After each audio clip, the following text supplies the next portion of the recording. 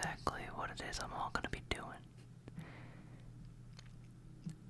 I want to talk about Dungeons and Dragons, but I had a long day at work, and I couldn't think of any new ideas. Well, technically this is a new idea, so it's not that bad.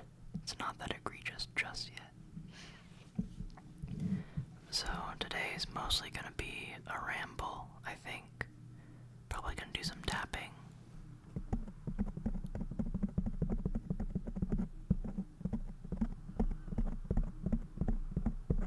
Like that. And I do have my 2024 Player's Handbook for Dungeons and Dragons with me, so we can tap on that too. So yeah, I guess I'm just gonna start rambling, and you can either go to sleep or continue working on whatever it is you're working on. I started playing Dungeons and Dragons about, I want to say 7 years ago now. It's 2026. As of recording this video, February. So it's been just about 7 years now. I started late 2019. For the first year and a half, I was a player, and I was playing a fighter named Robin. And I know, very original, he was an archer. He was a half-elf fighter named Robin who was an archer. Which, you know, that's just, if it says anything about me. Back then anyway, I knew what I liked. I liked the stories of Robin Hood, and I wanted to fire a bow like Legolas. And I still think he was my favorite D&D character to date, which is saying something. I've had a lot of favorites, but ever since that campaign ended, I have been the dungeon master for my table. I've played here and there, but a majority of the time I'm running the games, and I don't mind that. I actually really quite enjoy it. I find it very fun to partake in collaborative storytelling with my friends, and it doesn't bother me one bit that I carry the weight of that as the dungeon master. I also like playing villains, turns out, when I am role-playing in the game. I do also like to be the hero, don't get me wrong, but it is fun to be a villain every once in a while. So yeah, that's typically how I play the game as a game master, dungeon master, whatever you call it. But I guess I'll start by just telling you some of my favorite things about the game. My favorite class is Fighter. I play fighters quite a lot, but I have been noticing paladins are very fun for me in the new 2024 rules. I did not like them in 2014 5th edition, which is saying something, because everybody liked Paladin in 2014 5th edition. They were a little bit broken, very strong, but I don't know, these days, their class, the rework, it feels a lot more cohesive, and while their damage numbers have been nerfed slightly, a lot of their main actions have been made bonus actions. And for those of you who do not know, I'm sure a lot of you have played Baldur's Gate 3, even if you haven't played Dungeons & Dragons, but effectively every turn you get an action and then a bonus action. And bonus actions are effectively little things that you can do on the side to complement your main action, or movement, things like that. And they just feel a lot more cohesive now. It's not always a struggle to be like, oh, what do I use my action on? A lot of the time, focus on doing what you're doing best, which is attacking, or in a bit more uncommon circumstances, dodging. But that, if you heard that, that was my washing machine. But now you don't have to really worry about, figuring out what you're gonna use your action for. Like, you can heal as a bonus action, attack with an action. It's fun. I like the new class. Not as much as Fighter, because Fighter also got a glow up. Not in any crazy way, I feel. And a lot of people were talking about it, but it just got a few little things where it needed it the most. I really like to theory craft builds for Dungeons & Dragons. I watch all of those YouTubers like D4 Deep Dive, Treant Monk's Temple, that sort of thing. I'm a real nerd. And I'm not as good as any of those professionals are, mind you. I'm nowhere near that. But I do enjoy doing it from time to time. And every once in a while, I think I come across a banger. And I'm assuming if you're still watching this video with interest in what I'm talking about, you know about these sort of things. So, I suppose before I move on to the next topic, I'll talk about one of my favorite new builds that I've created. And it does use the new Heroes of Faerun book that released in November of 2025. It is a fighter build. Surprise, surprise. And it makes use of the new background Zentrum. I think it's Zentrum Initiate. It's the Zentrum background. And for those who don't know, the Zentrum are a group of mercenaries who work along the Sword Coast and deeper into like Cormyr and, out to the Dale lands. And they're typically more evil aligned, but this character would not be evil. He would be, or she. I'm assuming if you want to take this build, you can spin whatever spin you want on your character. It is a creative game after all. I think that they are a renegade from the Zentrum and are trying hard to be more of a folk hero now. But I'm getting aside from it. The Origin feat gives us damage rerolls on opportunity attacks, and we can use Heroic Inspiration to reroll initiative. Or, no, it allows you and all your party members to roll with advantage if you spend it when you roll initiative. That's not too important, but at level 4, you pick up Zentrum Tactics. That's the one. And that gives you a retaliate attack whenever you take damage. And that retaliate attack is classified as an opportunity attack. And then at level 6, I'll take Sentinel, which allows me to make an opportunity attack when an ally within range of my weapon is hit with an attack. And that opportunity attack is against the attacker, of course. Now, not only do I get damage rerolls on opportunity attacks, which is fun, but there's one more piece to this puzzle that makes everything connect. And that is the fact that I will be using the Sap Weapon Mastery on a longsword or like a Morning Star or something. Now what this does is on my turn, I hit a target, and that target has disadvantage on their next attack roll. That's pretty good. Now, they could choose to attack me. If they do so, they have disadvantage. I'm probably all heavy armored. I'm gonna be using a shield. It's gonna be hard for them to hit unless they have a very high modifier to their attack roll. After which, if they do hit, I can retaliate and give them another instance of sap, giving them disadvantage on their next attack. Another possibility is they do not hit that first attack. Good.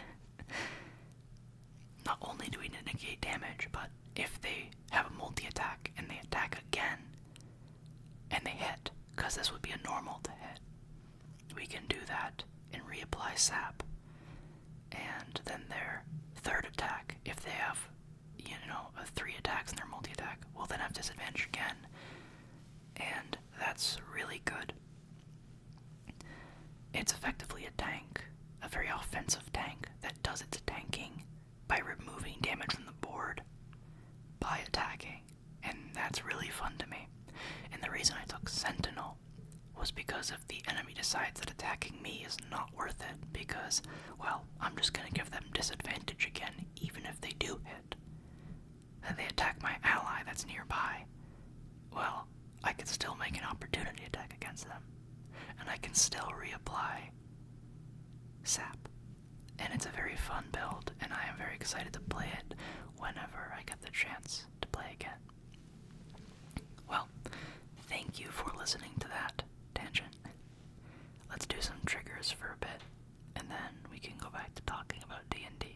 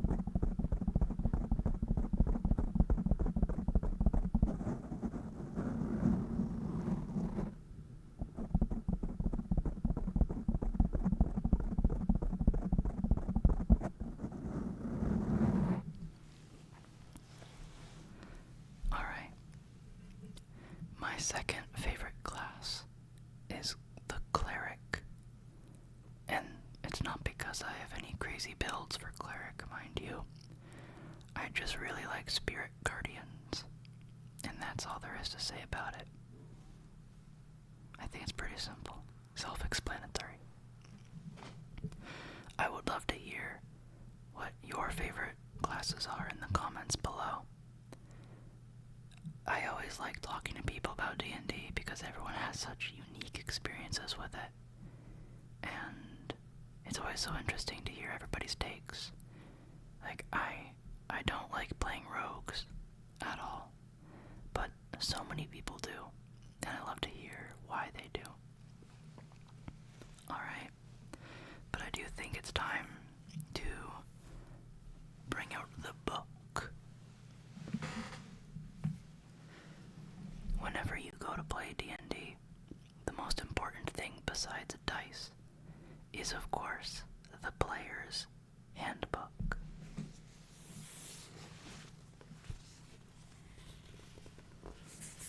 Now, you might be thinking, William, that cover,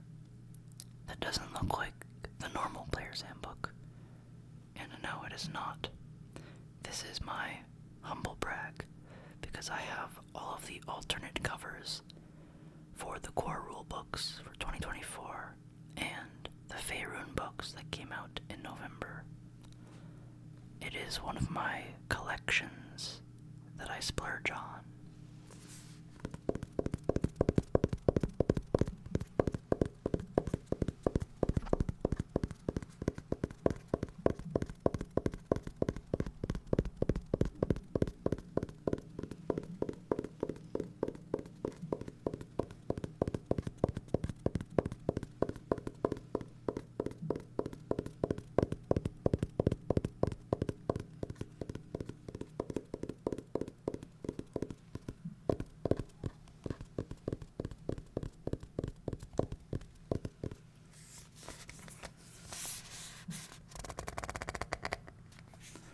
Let me know if you like that trigger. I'm on the fence about it.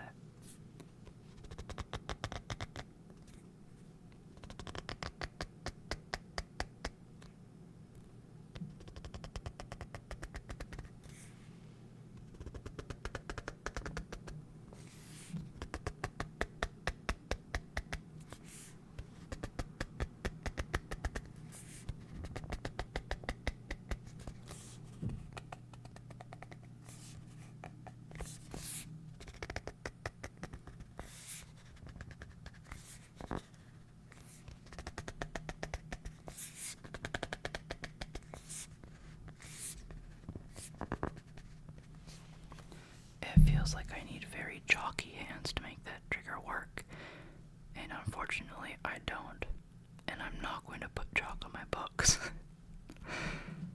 But I think it sounds pretty nice. Now, on the cover, there is a adventuring party settling down for what seems to be a long rest, and they are accompanied by a golden dragon.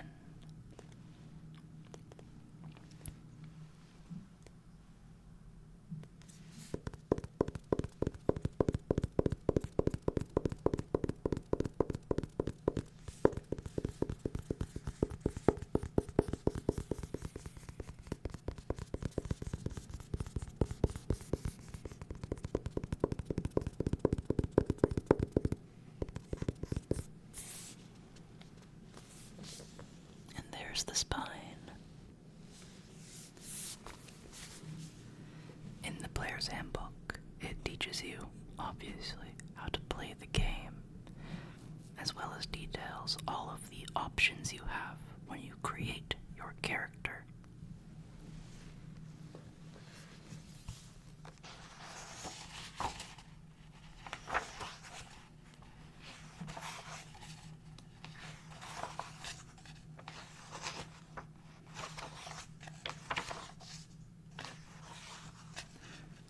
I hope you enjoy the page turning. I'm trying to find the page on fighters.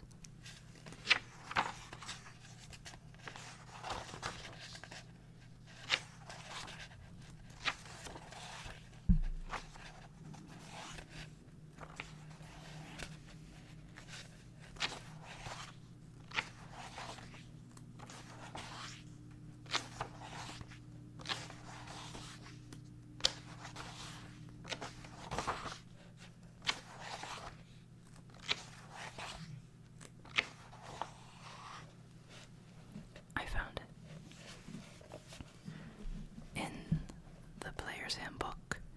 Each class has a full art page dedicated to them to really give you an idea of what they're all about. Each of the subclasses also has a sort of quarter page art print as well, and that is a theme that I have really enjoyed from the new 2024 books. Every single one has gorgeous art.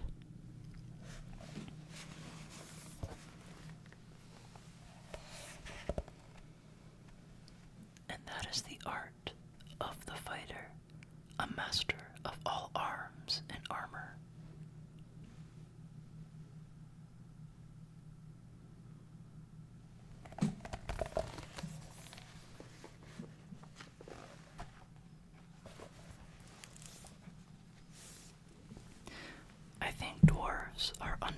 used in D&D. And not a lot of people play them, I've found, at least not in my circles. I feel like I'm the only one who ever does. Everybody's always playing the tieflings, or the humans, mostly tieflings. A lot of elves too, but I never see dwarves, which is a shame. They're very good.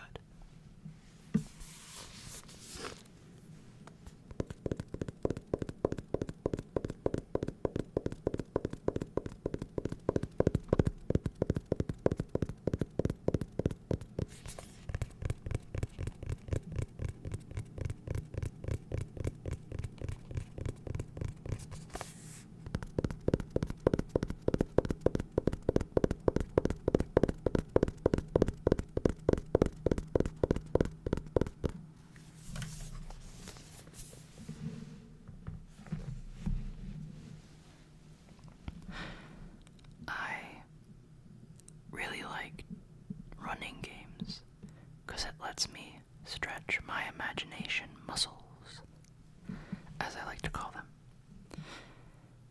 and think up some fun adventures for my friends to go on.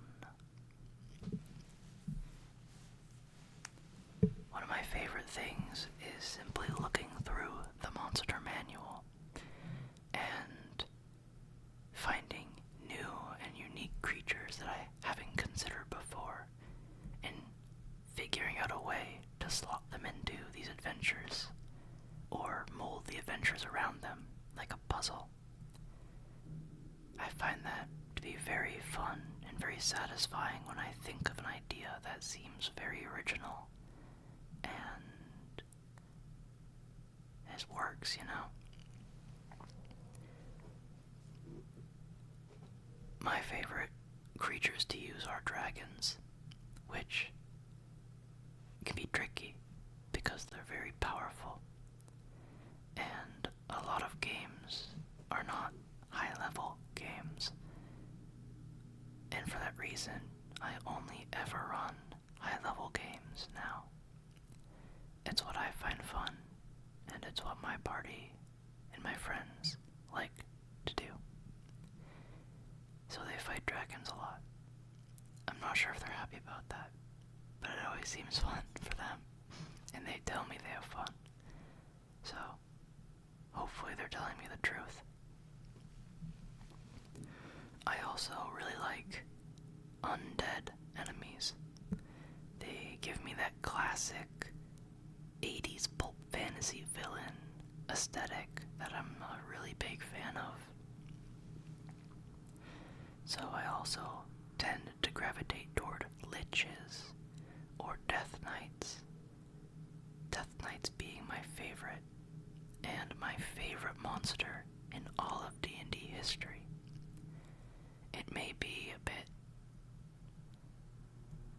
mundane or cliche, but I grew up with characters like Lord Soth from the Dragonlance series, and they're just such cool characters, these undead paladins who are the pinnacles of martial prowess and command armies of skeletons. Yeah, that's badass. They just recently added a new feature to the Death Knight in 2024 that gives them a sort of safety net, kind of like a Lich's phylactery. And this safety net is a very interesting one, and to me it feels like a fairy tale. Effectively, in order for a Death Knight to truly die, it first needs to have atoned for its evil, or it needs to feel remorse for the evil deeds it's done. I believe the exact wording is atone in the book, and that is very interesting to me, because it means you cannot kill a Death Knight with violence.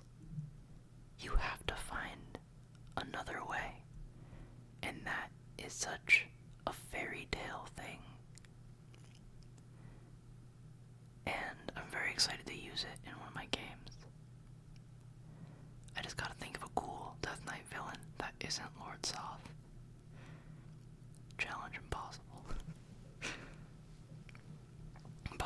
those of you out there who have used Death Knights, tell me about it. Give me ideas. Another thing is, let me know, all of you, in the comments, if you've played D&D, because I'm not sure what my audience is into. I'm just sort of talking about what I'm into. This is just a long ramble, which I hope you found relaxing. I have found it fun and enjoyable. It's not every day I get to just sit and talk about the things I like. I typically am running around, cooking and doing my deliveries.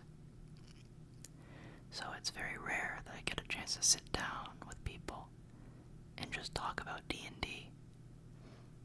I could do that with my friends who are in my games, but unfortunately, I have to keep my lips sealed about the campaigns that we're in, because obviously I can't spoiler it. So, this has been nice. I think I'm gonna end it here. I've run out of things to talk about, I think. But I hope you enjoyed.